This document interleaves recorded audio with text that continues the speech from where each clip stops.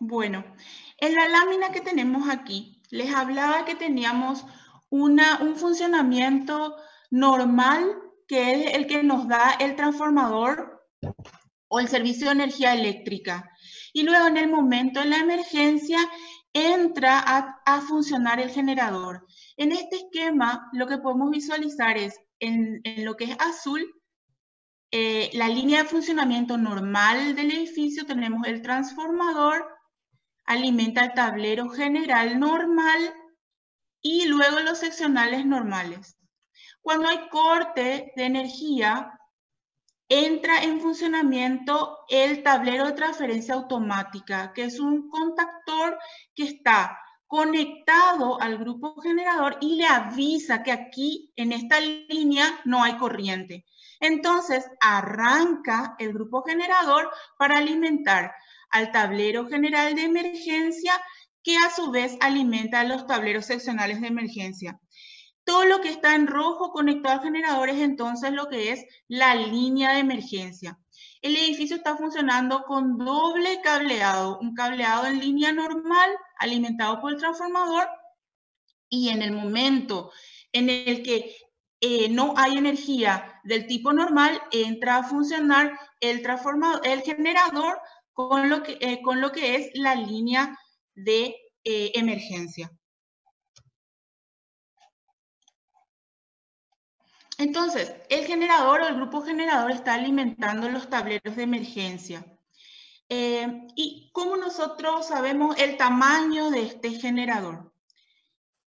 El generador puede estar dimensionado para satisfacer la demanda total del edificio, la carga total del edificio, o lo que se hace normalmente por economía es que este generador satisfaga a un grupo imprescindible de artefactos eléctricos conectados a estos tableros de emergencia.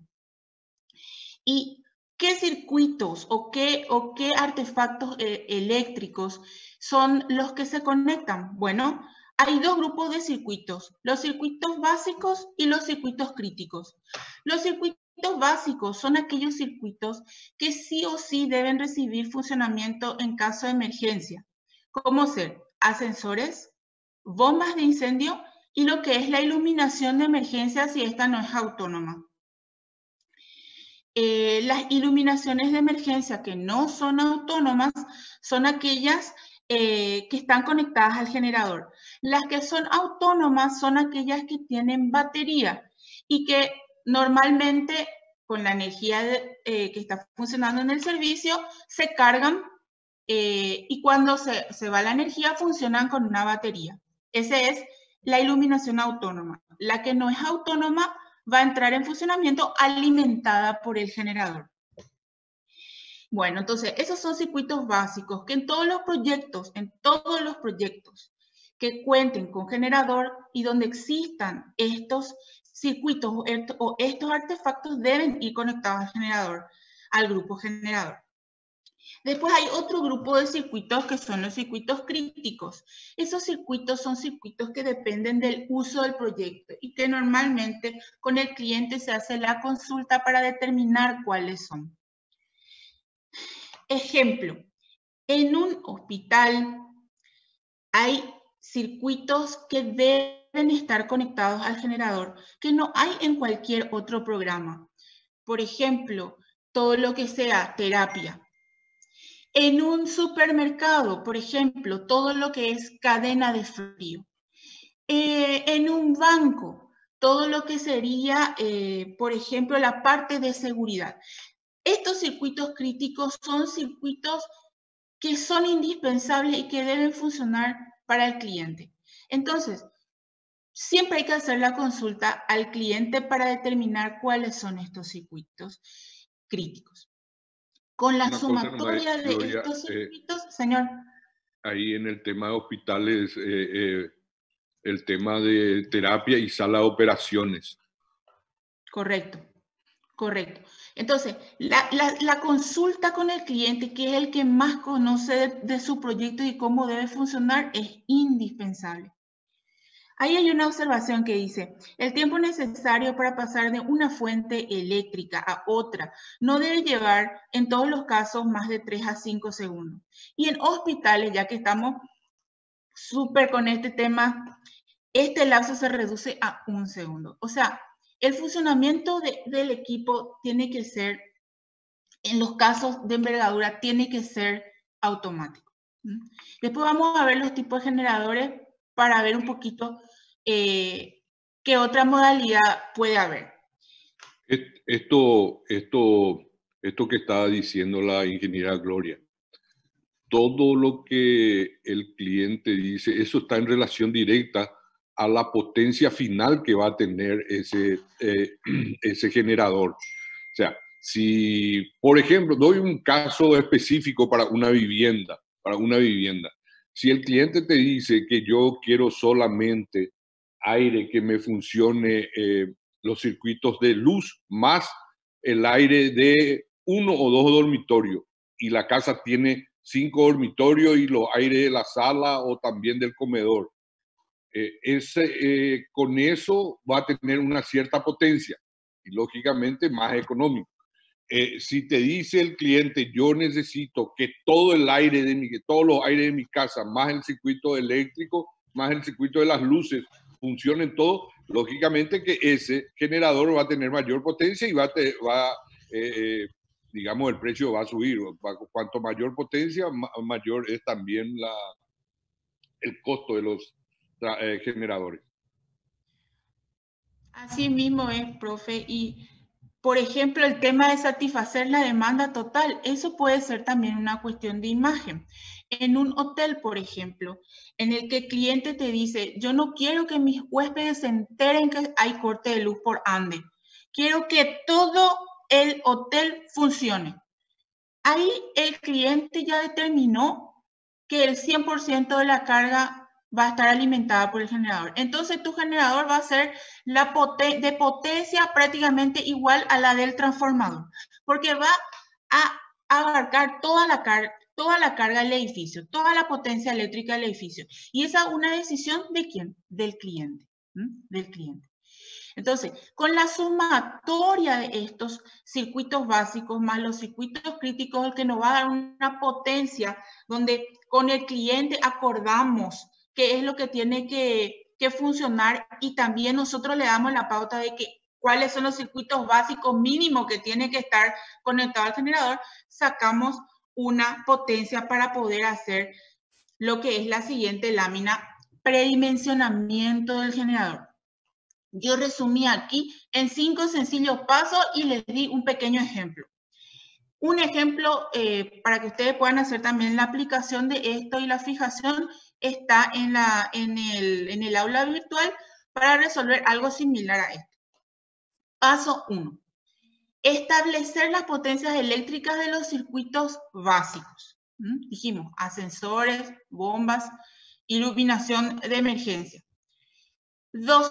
Determinar los circuitos críticos según el uso, en consulta con el cliente. 3. Establecer las potencias de los circuitos críticos. Bueno, sabemos cuáles son los circuitos, vamos a ver cuáles son las potencias. Ahí trabajamos con el ingeniero o vemos cuáles son las especificaciones de estos equipos. Paso 4. Sumar las potencias eléctricas de los circuitos a ser conectados al grupo generador. Y paso 5.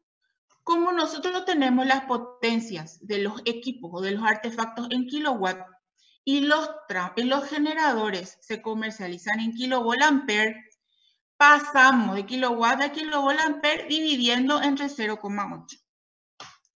Esos son los pasos para predimensionar nuestro generador. ¿Por qué le digo predimensionar? Porque el cálculo del generador y cálculo eléctrico es algo que realiza el ingeniero, ¿cierto? El ingeniero que está encargado de la parte eléctrica del edificio. Pero ustedes tienen que tener idea del tamaño. ¿Por qué? Porque después vamos a pasar al siguiente paso, que es el que le interesa al arquitecto, que es la ubicación y el dimensionamiento de la sala del generador. Entonces, por eso, como arquitectos, hay que saber el tamaño del generador. Y vamos a ver el ejemplo. Se cuenta con los Una siguientes. cosa nomás ahí, Sí, ustedes están viendo, dice potencia del grupo generador, transformaron una kilowatt y posteriormente se adopta por seguridad un 10% más. Eso está también en relación directa. Los generadores que están con sus potencias comerciales. O sea, es la misma cosa que una bomba. Si yo quiero una bomba de 6,5 HP, no existe en el comercio, sino ya está de 5 va a 7,5 y así sucesivamente. También los generadores. O sea, no es que yo pueda ir con este 10% más, decir yo quiero un generador de 6,3 kilowatts, sino hay potencias comerciales, o sea, tiene que aproximarse siempre con ese 10% de seguridad a las potencias comerciales en plaza. Así Una mismo, consulta, profe. Sí. 62,5 no tendría que estar ya en KBA. Sí, correcto. Sí, exacto, está correcto porque ya se dividió por el 0,8. Correctísimo, muchas gracias. Estos Y por materiales son ejemplo, nuevos. ese generador no existe, ese generador es de 65, es de 62,5 y yo le voy a agregar, va a salir un generador de 68 y no existe eso, o 69, no existe eso. ¿Verdad? Entonces hay que consultar cuál es el generador que más se aproxima a eso, a esa potencia calculada en kilowatt, en kVA. Sí, y sí, estos son materiales nuevos también y, saben, vamos a tener fe de rata. Les agradezco mucho que me ayuden. Bueno, se cuenta entonces con los siguientes datos del proyecto: un banco, servicios comunes 20 kilowatts, iluminación de áreas de evacuación 10 kilowatts. Ustedes ven, ahí les señalé en No está azul. saliendo eso, Gloria, no está saliendo eso. ¿No sale? Pasa tu lámina. No, y acá está, Inge. Se cuenta con los siguientes. Ok. Yo creí que ya era el ejemplo del ejercicio. No, me equivoqué. Adelante. Dale. Bueno, entonces, estos son los que están en celeste. Los que están en celeste son entonces los circuitos básicos. ¿Por qué? Porque son circuitos comunes, servicios comunes y iluminación de áreas de evacuación. Entonces acá establecimos potencia de circuitos básicos. Luego dice, el cliente manifiesta que servidores y sistemas de seguridad 20 kilowatts deben permanecer activos ante cualquier corte. O sea, acá ya se tiene la información del cliente. Y entonces, para el cliente crítico es seguridad y servidores. Entonces ya tenemos también las potencias de los circuitos críticos. Sumamos 30 más 20, 50, luego dividimos, estamos ya en el paso 5, para pasar de kilowatt a kilovolt ampere, sale 62,5 kilovolt ampere. Esto se adopta, como bien dijo el ingeniero, por seguridad un 10% más. Y acá vamos a lo que es alguna tabla comercial. Yo no me quiero detener mucho en esto. ¿Por qué? Porque ¿cuál tabla comercial? Es la pregunta que yo me haría si soy estudiante. ¿Cómo la profe sabe cuál tabla tomar? Y para eso tenemos que ver lo que son los tipos de generadores que vamos a ver ahora. Vamos a volver sobre esto, pero simplemente para recalcar lo que dijo el ingeniero, vemos la potencia comercial. Y acá está lo que es la potencia y da dos potencias. Miren un poco. Acá, por ejemplo, 68 y 65 kVA. 68 y 65 kVA. Está una potencia prime o prime y una potencia standby. Esta potencia standby es la potencia que se toma para determinar cuando el generador está funcionando durante el corte. Cuando está funcionando durante el corte en estado de emergencia. Esta es la potencia máxima que puede entregar ese generador. No admite ninguna otra sobrecarga. Entonces, siempre esta potencia standby es la potencia que vamos a tomar y va a ser la máxima de referencia. Y vamos a ver, acá arriba decía qué tipo de generador era este. Pero ahora vamos a ver cuáles son las opciones que hay de generador. Bueno, los generadores se clasifican de acuerdo al combustible, al tipo de combustible que van a recibir, porque sabemos que se tienen que alimentar con combustible este motor. Nafta, gasoil o gas.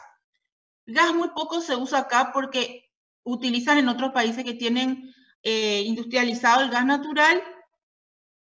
Entonces nosotros lo que más usamos es nafta y gasoil. También se clasifican de acuerdo a la carcasa, en abiertos, cabinados. También de acuerdo al tipo de encendido, manuales, automáticos o con ambos. Manuales son los que se encienden con una perilla, automáticos los que trabajan justamente con el sistema que les mostré, que tiene un tablero de transferencia automática que cuando automáticamente siente la ausencia de energía, prende el generador. Y después están los que tienen ambos tipos, que eso normalmente viene por seguridad. Si es que por ahí falla lo que es el tablero automático, te da la opción de poder hacer un encendido manual o un apagado manual. También de acuerdo a su movilidad, los generadores se clasifican en móviles y fijos. Y de acuerdo al número de fases, monofásicos o trifásicos. Acá vemos ejemplo. El rojo es un generador abierto. Ven que no tiene carcasa, tiene un bastidor. Bastidor, todo lo que es esta parte de caño negro es bastidor, no tiene una caja, no tiene una carcasa. Funciona nafta, tiene un encendido manual y es portátil. ¿Cómo yo sé que es portátil? Hasta 20 o 30 kilos es lo máximo que puede alzarse una persona. A partir de ese peso ya viene con rueditas. Este caso, por ejemplo, del azul, generador abierto también, no tiene carcasa. Diésel, en este caso, tiene un encendido eléctrico y manual y es portátil.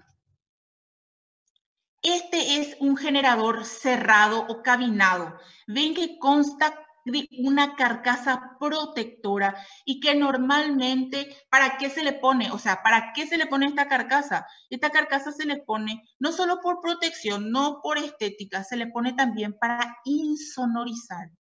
Estos generadores son motores, son como los motores grandes de los camiones o de los tractores.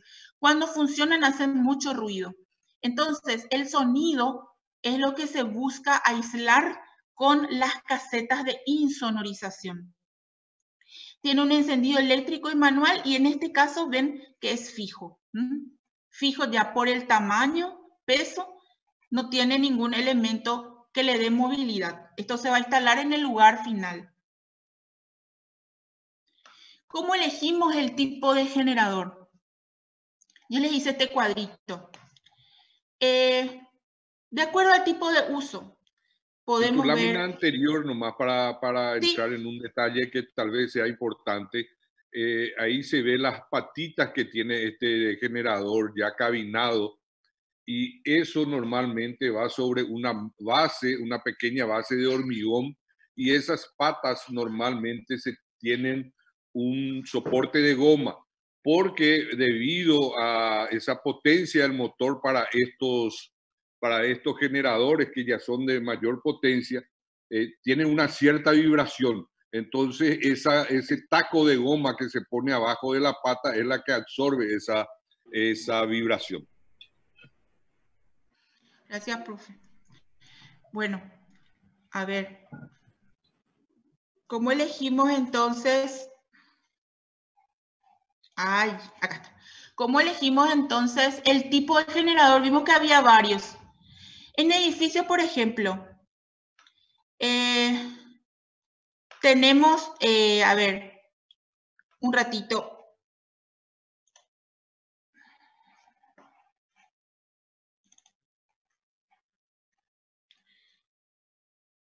Voy a editar mi gráfico.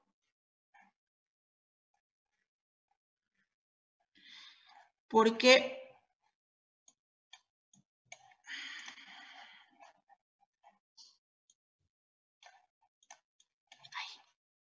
bueno, les voy a mostrar en este nomás, pero acá hay un tema que les quiero decir. Bueno, el primero...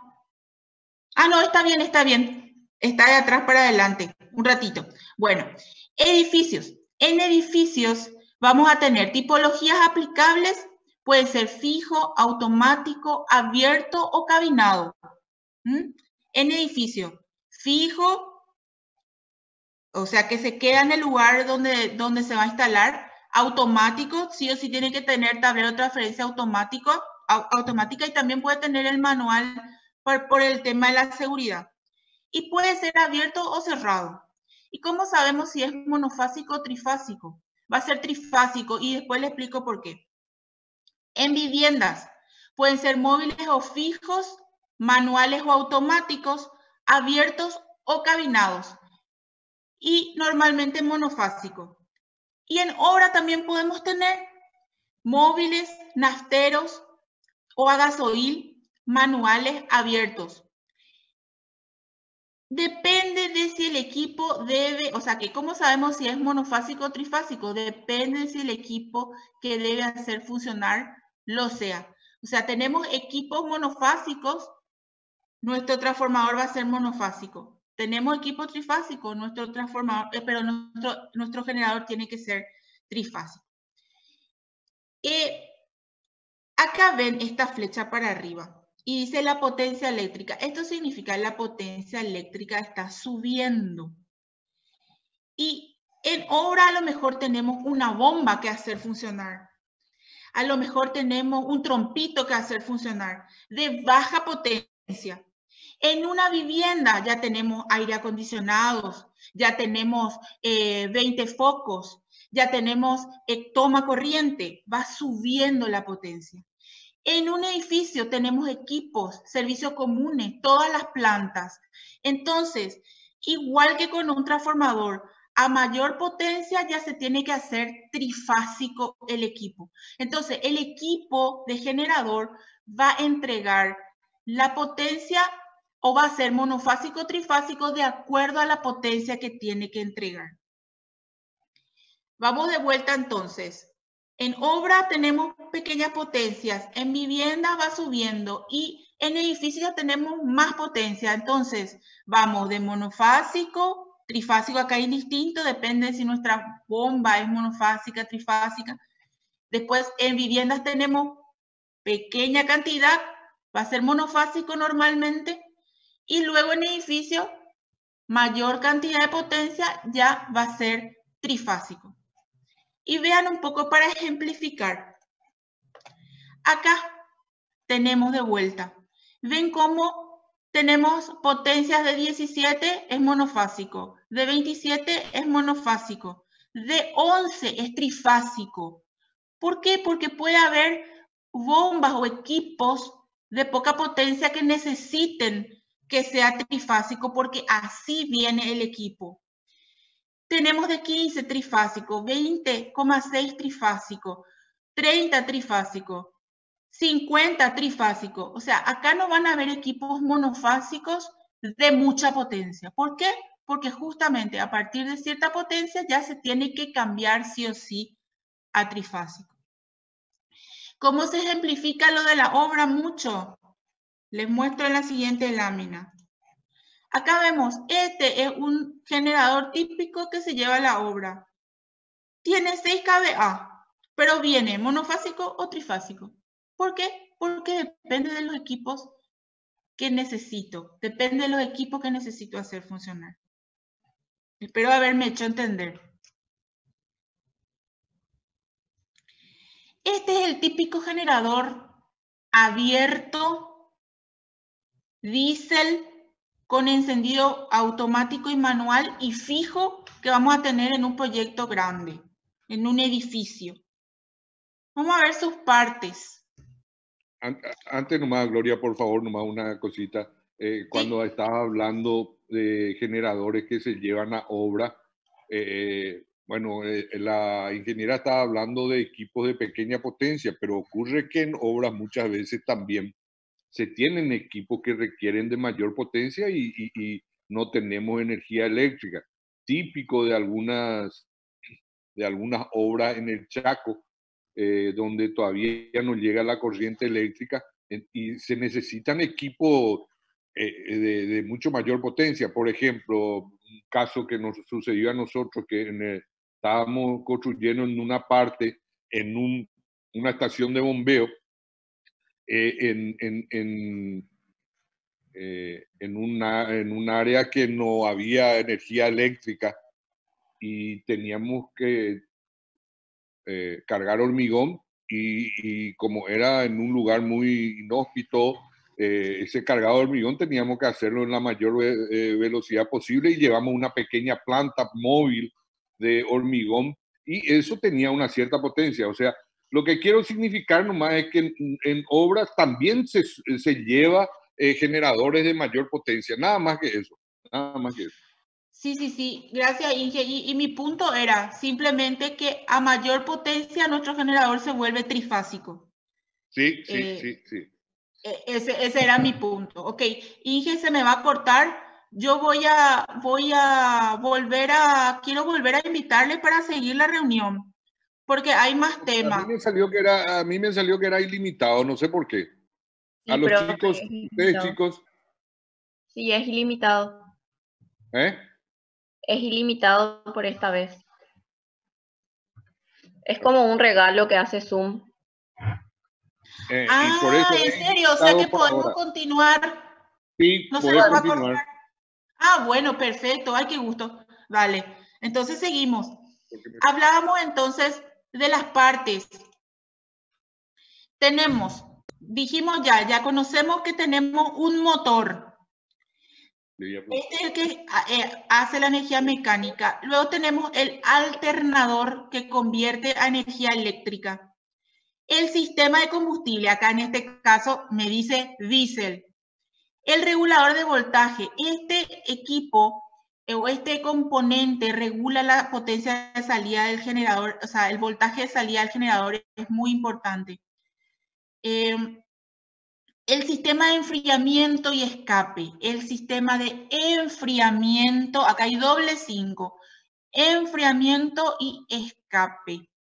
Esto es muy importante, podamos ver lo que es la ayuda de gremio por estas dos cositas que vienen en nuestro motor.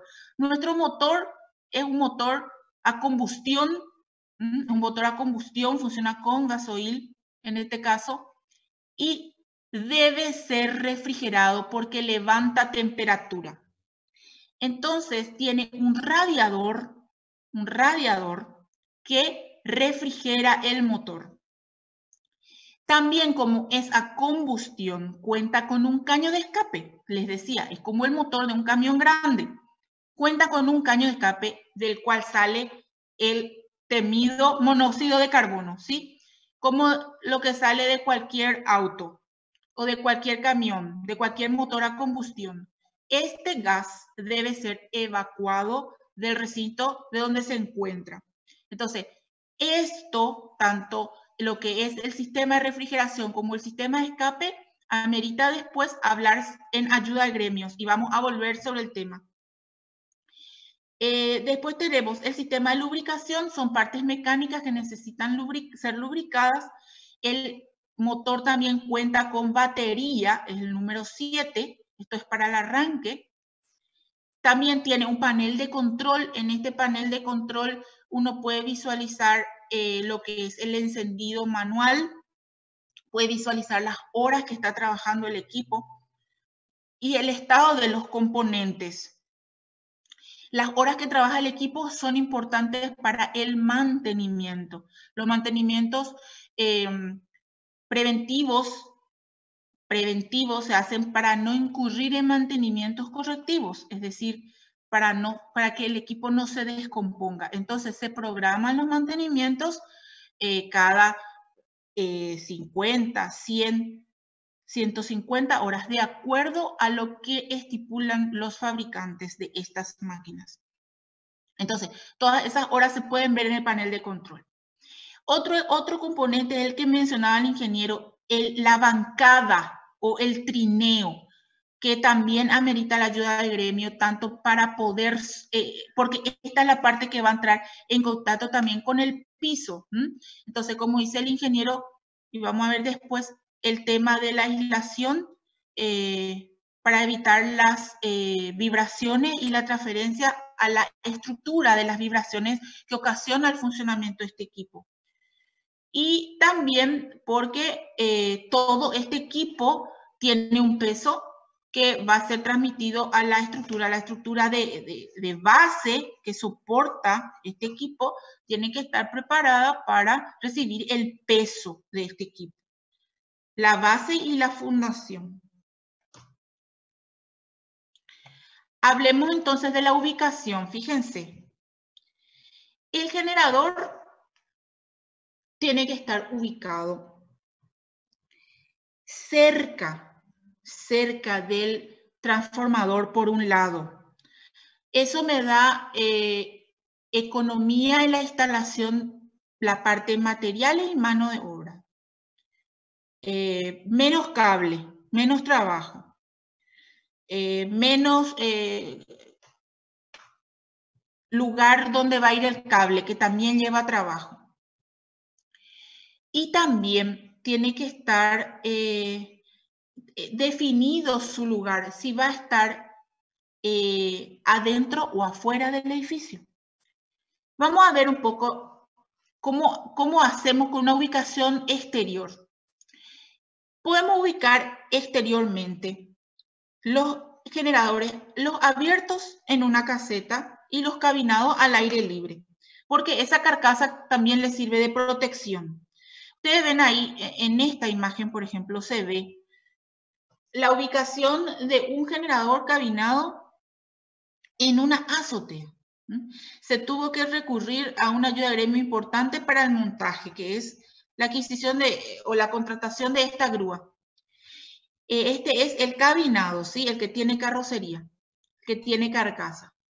En este caso, el generador está abierto, no tiene carcasa y está ubicado en una caseta de protección. También puede tener un vallado de protección. Pero después vamos a ver también los cuidados cuando se ubican estos en la ubicación interior. Acá vemos.